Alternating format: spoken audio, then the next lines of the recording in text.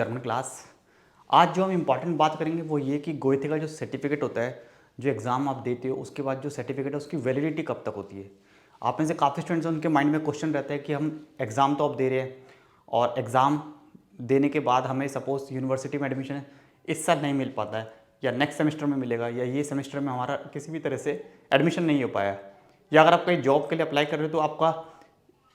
First time में कहीं job नहीं मिली, आपको इंटरव्यू में आप नहीं पास हो पाए, मे बी आपको थोड़ा टाइम लग जाए, तो आपका सर्टिफिकेट क्या वैलिड रहेगा या फिर आपको दोबारा से एग्ज़ाम देना पड़ेगा। तो इसमें सबसे इम्पॉर्टेंट बात ये है कि गोइथे की वेबसाइट पे भी मेंशन है कि जो सर्टिफिकेट आपका उसकी कोई वैलिडिटी नहीं होती। जो भी आप सर्टिफिकेट लेते हो एग्ज़ाम देने के बाद A1 A2 B1 B2 उसकी कोई वैलिडिटी नहीं होती, लेकिन जो भी इंस्टीट्यूशन में या कहीं भी एम्प्लॉयर जहाँ भी आप जॉब के लिए जा रहे हो वो अक्सर ऐसा बोल सकते हैं कि आपका जो सर्टिफिकेट है वो 2 साल से ज़्यादा पुराना नहीं होना चाहिए। क्योंकि ऐसा होता है कि सपोज़ सर्टिफिकेट तो मेरा है 5 साल पुराना, अब मैं अप्लाई कर रहा हूँ कहीं पे जॉब के लिए, तो उनको ये लगता है कि जो जर्मन के नॉलेज 5 साल पहले थी इस इंसान को, इस व्यक्ति को, इस कैंडिडेट को, क्या वो उतनी नॉलेज आज भी है इसको कि नहीं, कहीं नॉलेज कम तो नहीं हो गई है। क्योंकि लैंग्वेज, जाहिर सी बात आपको पता है, फॉरेन लैंग्वेज अगर हम पढ़ना छोड़ देते हैं तो हमारी लैंग्वेज भी धीरे धीरे वीक हो जाती है, हमारी लैंग्वेज स्किल्स, हमारी कमांड उतनी अच्छी नहीं रहती, तो हमें टच में रहना बहुत ज़रूरी है। और जब आप कहीं जॉब के लिए अप्लाई करते हो तो उसको तो आपको इससे काम लेना है। अगर आपका सर्टिफिकेट है ठीक है 5 साल 6 साल पुराना है या 2 साल से ज़्यादा पुराना मान लेते हैं और आपके बहुत अच्छे नंबर आए हैं, तो वो मैटर नहीं करता है। एम्प्लॉयर आपको बोल सकता है कि हमें तो 2 साल से ज़्यादा पुराना नहीं होना चाहिए,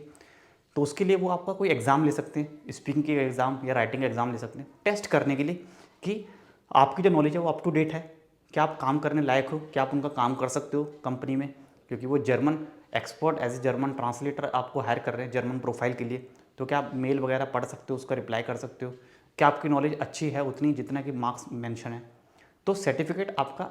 वैलिड रहेगा। बट एम्प्लॉयर आपसे बोल सकता है कि आपको एक री एग्ज़ाम देना पड़ेगा हमारी कंपनी में, हम आपकी लैंग्वेज को दोबारा से टेस्ट करना चाहते हैं।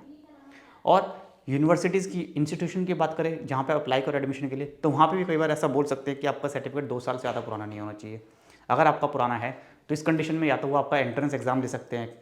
या फिर